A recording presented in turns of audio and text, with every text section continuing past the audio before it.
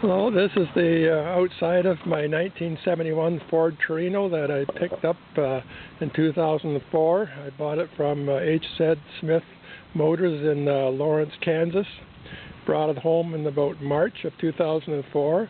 It was originally a Missouri car, and it was owned by, I understand, Don Vance Ford in Versailles, Missouri. And he passed away, I understand, and his family didn't want to hang on to his collection, so I ended up finding it on the internet, and I brought it home. Anyway, I've done a complete restoration on it, and basically every bit of chrome has been redone, aluminum has been all anodized all over the car, and it's been a labor of love and a kind of hobby to me as a retirement project when I retired in 2004. That's the outside of the vehicle.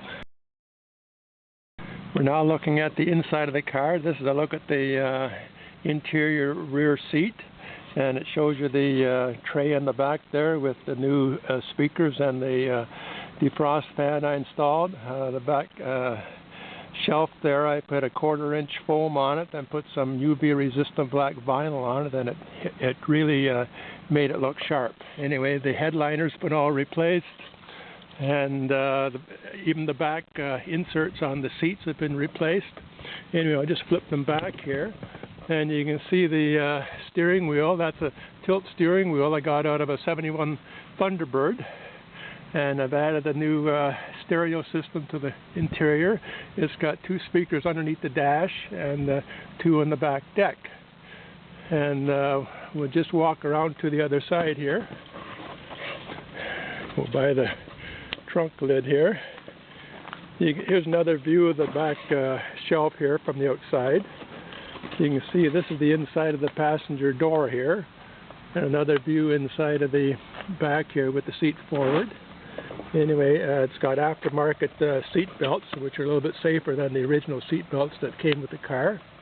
Anyway, that's about everything for the inside, except for the dash.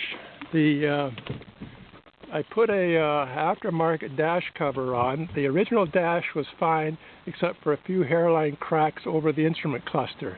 And with all the reviews I heard about people trying to get their dash restored, I opted for the cover, which I'm extremely happy with. I like the texture of it even more than the OEM dash. Anyway, that's about it for the interior.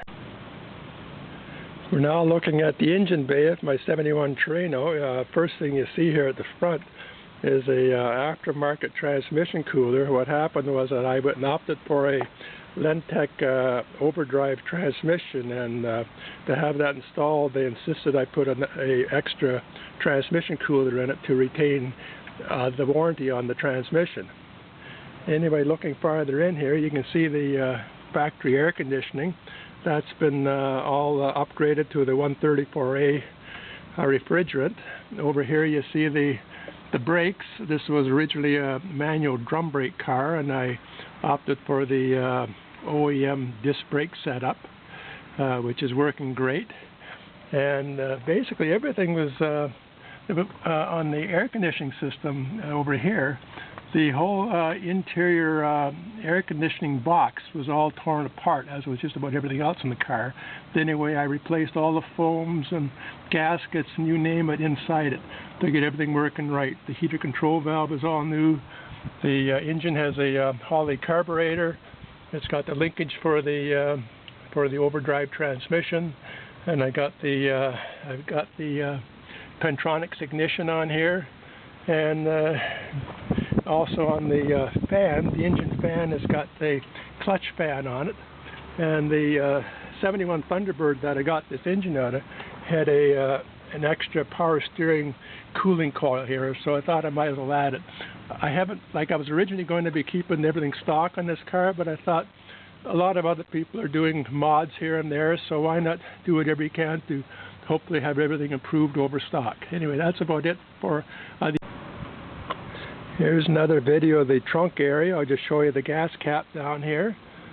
That was all, every bit of steel there was all plated properly, except for the piece that the license plate goes on. That was just sprayed there. And all the aluminum around the back tail light was all taken off and re-anodized. And then I'll look inside of the trunk here. You can see the latch was all replated. And there's your storage instructions for the spare tire. There's your spare tire. It's a Magnum 500. And looking around here, you can see the lighting. A lot of these sockets were replaced, and I just went really inside the socket so I could solder on the original wires to make it look stock. Anyway, here's the latch. New gas tank there. Some more pictures off the lights.